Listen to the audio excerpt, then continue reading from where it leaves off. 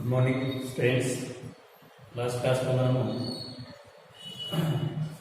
దానము అనేది ఎప్పుడో ఒకసారి కాకుండా ప్రతిరోజు చేస్తూ ఉండాలి ఎంతో కొంత అనేసి దాని గురించి మాట్లాడుతున్నాం. అంటే మన ప్రాచీన నాటకకర్తలే కావచ్చు, మన ప్రాచీన కవులు, సంస్కృత కవులు అందరూ కూడా మానవత్వం గురించి, విశ్వ కళ్యాణం గురించి మరి ఎంతో గొప్పగా వాళ్ళ యొక్క గ్రంథాల్లో చెప్పడం అనేది జరిగింది. దాంట్లో భాగంగా దానము ఎప్పుడు చేస్తూ ఉండాలి, ప్రతిరోజు చేస్తుండాలి. విజ్ఞుడు అనేవాడు, అంటే తెలివైనటువంటి వాడు ప్రతిరోజు ఎంతో కొంత దానం చేస్తుంది.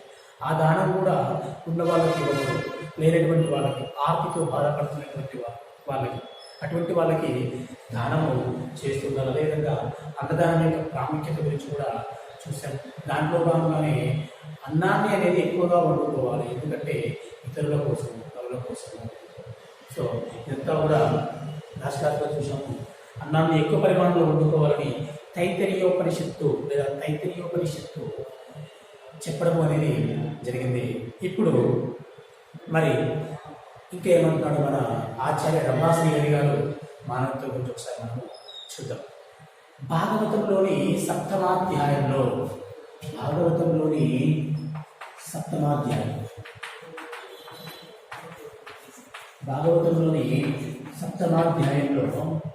ఒక మాట చెప్పాడు, ధనం గురించి చెప్పాడు. ఏమని చెప్పాడంటే, ఇప్పుడు నేటి జనరేషన్ కూడా, ఇప్పుడు నేటి సమాజానికి కూడా ఈ వర్డ్ అనేది ఉపయోగపడుతుంది. సో మరి భాగవతంలోని సప్తమాధ్యాయంలో ఉన్నాడు. ఇక్కడ ఏమని అన్నాడు అంటే, ధనము అనేది కొద్ది మంది వ్యక్తుల దగ్గర మాత్రమే ఉండకూడదు, అలా ఎప్పుడూ ఉండకూడదు. అంటే కొద్దిపాటి మంది దగ్గర ధనం అనేది ఎక్కువగా ఉండకూడదు, ఇప్పటికిప్పటిగా అది అందరి దగ్గర ఉండాలి. అలా ఎవరైతే తన అవసరానికి మించి ధనాన్ని సంపాదించి కూడబెట్టుకున్నాడో వాడు పాపాత్ముడే, వాడు శిక్షార్హుడు, అంటే శిక్షించబడతాడు. అంటే తన కడుపు నింపుకోవడానికంటే ఎక్కువ ధనాన్ని ఎవరైతే కూడబెట్టుకున్నాడో వాడు శిక్షార్హుడట, అంటే శిక్షించబడతాడు అట, వాడు దొంగ అని భాగవతం చెబుతుంది. అందుకని దేశం యొక్క సంపద అంతా కూడా కొద్ది మంది దగ్గర మాత్రం ఉండకూడదు. నేటి సమాజం కూడా, నేటి రాజకీయ నాయకులు కూడా ఎవరైతే ఉన్నారో గొప్ప గొప్ప మేధావులు, వాళ్ళందరూ కూడా దీని గురించి మాట్లాడుతూ ఉన్నారు.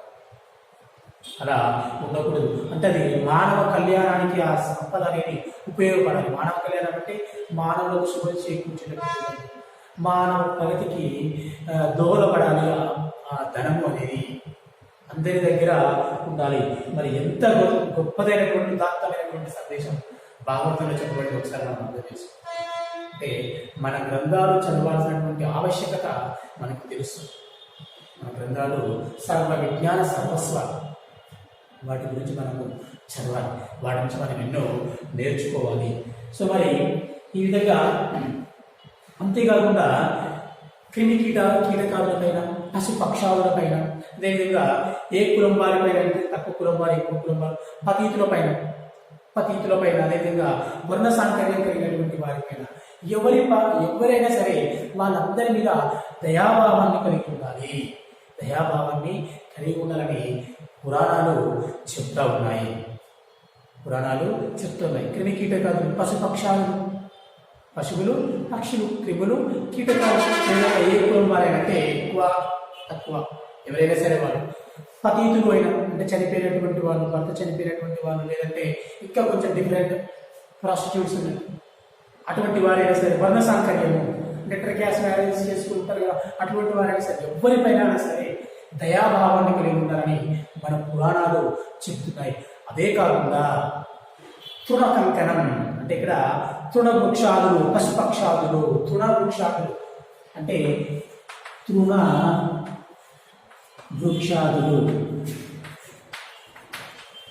తృణము అంటే గడ్డి పరక నుంచి పెద్ద చెట్టు వరకు, పశువుల నుంచి పక్షుల వరకు, వీటన్నింటి మీద కూడా మనం వీటన్నింటిపైన ఏ విధమైనటువంటి ఆధిపత్యం చెలాయించకూడదు, వాటిని హాని కలిగించకూడదు, వాటికి బతికేటువంటి హక్కు ఉంది అని మన పురాణాలు చెప్తున్నాయి.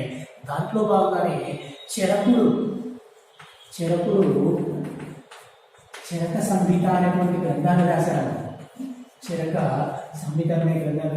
మొట్టమొదటి ప్లాస్టిక్ సర్జరీ చేసినటువంటి మన భారతీయ వేద మన భారతీయ వైద్య నిపుణుడు కొన్ని వందల మొక్కల గురించి చరక సంహిత అనేటువంటి గ్రంథంలో వివరించారు. వాటి యొక్క లాభాలు ఏది దేనికి ఉపయోగపడుతుంది అనే దాని గురించి చరక సంహిత అనేటువంటి గ్రంథంలో వివరించడం అనేది జరిగింది. అరికాలు చర్మాన్ని తీసుకొని మొట్టమొదటిగా ప్లాస్టిక్ సర్జరీ చేశాడు చరకుడు. భారతీయులు చాలా గొప్పవాళ్ళండి. ఎవరో ఫారినర్స్ చేశారని కానీ ప్రతిదీ కూడా మనమే ఇన్వెన్షన్ చేశాం. కాకపోతే మనము డబ్బు కొట్టుకోలేదు అంతే. అక్కడ ఇంకోటి ఏంటంటే మన మీద అందరూ పరిపాలించారు కాబట్టి, ముసల్మాన్స్, క్రిస్టియన్స్ వీళ్ళందరూ పరిపాలించారు కాబట్టి మన శాస్త్రాలను కాల్చివేశారు. మన శాస్త్రాలను వెలుగులోకి తీసుకురానియకుండా చేశారు. వాళ్ళ దాన్ని వాళ్ళు హైప్ చేసుకోవడం అనేది జరిగింది. ఎందుకంటే మన భారతీయులు అమాయకులు, ఇచ్చి జనం ఎవరైనా అనేదిగానే నమ్ముతారు. అది ఆశ్రయాగా చేసుకుని కొన్ని వందల ఏళ్ళు పరిపాలించడం అనేది జరిగింది. అన్య మతస్థులు, అన్య దేశస్థులు. మరి ఈ విధంగా చిలకుడు తన చరక సంహితలో మానవుడు నిత్యము సమస్త ప్రాణుల కళ్యాణాన్ని కోరుతూ ఉండాలని చెప్పాడు.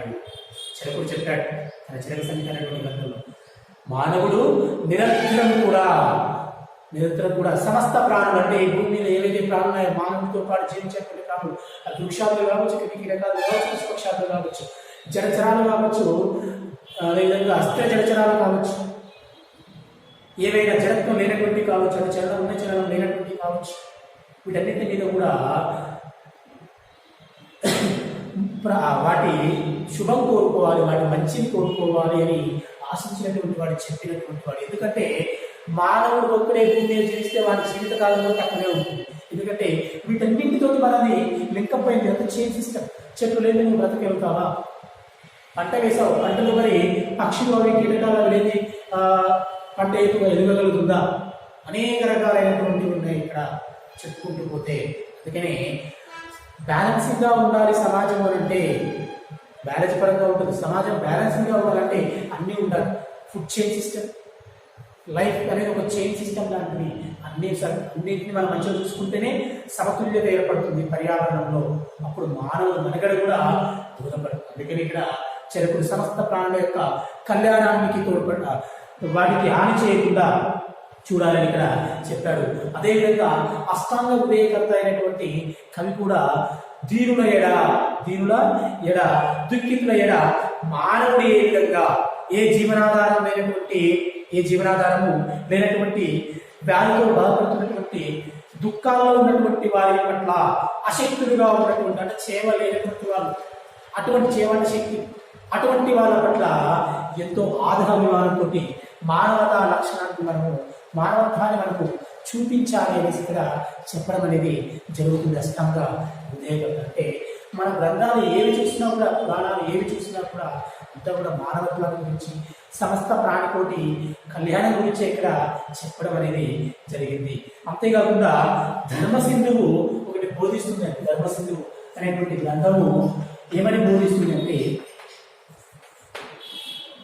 బాల వృద్ధ్య అన్న మదత్యనా భుంజిత, బాల వృద్ధ్య అన్న మదత్య నా భుంజిత అంటే ఇక్కడ బాలులు వృద్ధులు వాళ్ళకు ముందుగా అన్నం పెట్టకుండా మనం భుజించరాగుతా, అది పాపకార్యమే.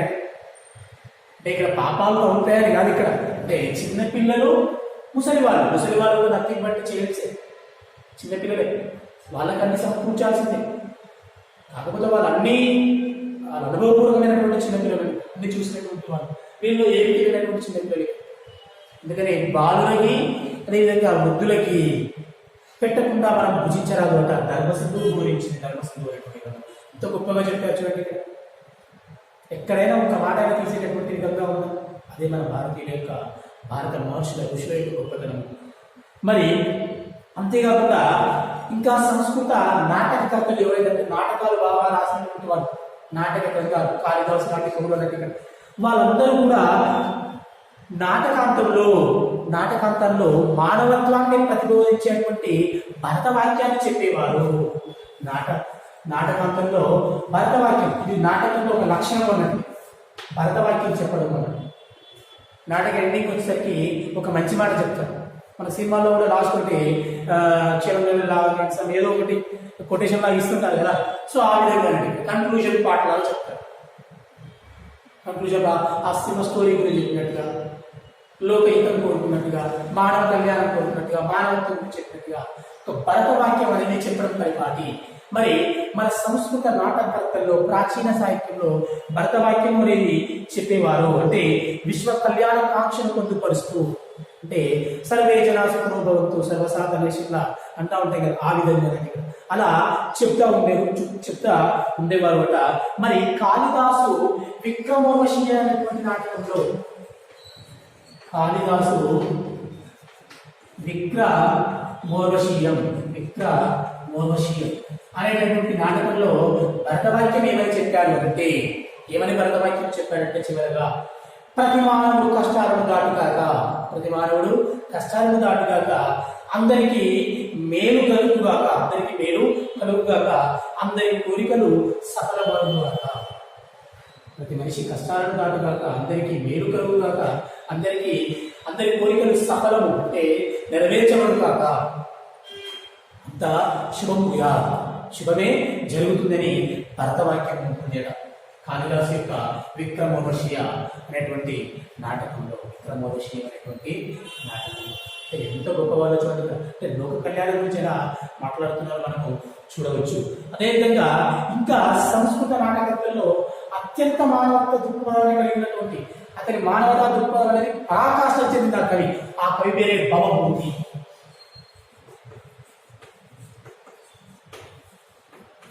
సంస్కృత నాటకకర్తల్లో భవభూతి మిక్కిలి మానవత్వాన్ని ప్రకటించాడు.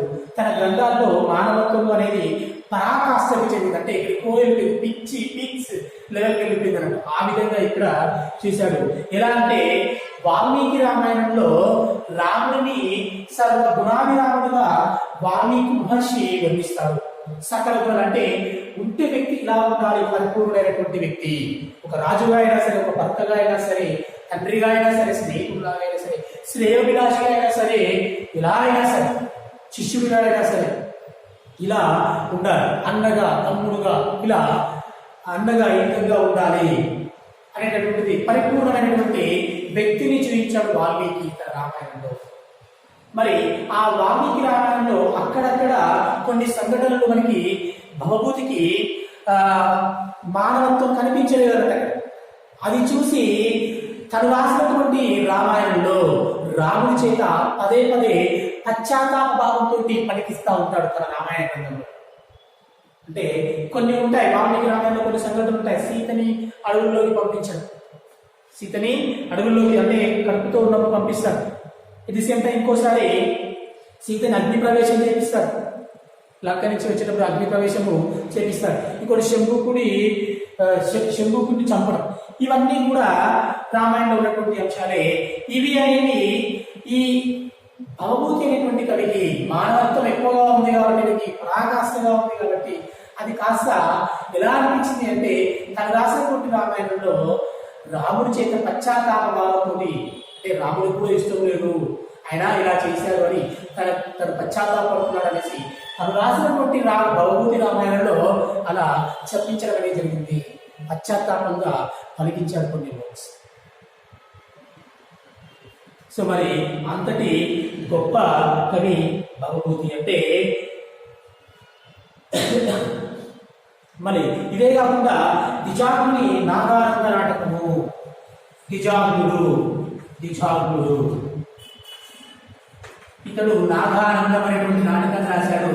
ఇందులో కూడా మానవత్వం అనేటువంటిది పరాకాష్ఠకు చెందింది, ఉత్కృష్టమైనటువంటి స్థితిలో నిలిచింది. ఇలా చెప్పుకుంటూ పోతే అనేక మంది సంస్కృత కవులు, చాలా మంది కవులు కూడా మానవత్వాన్ని వివరించడం అనేది జరిగింది.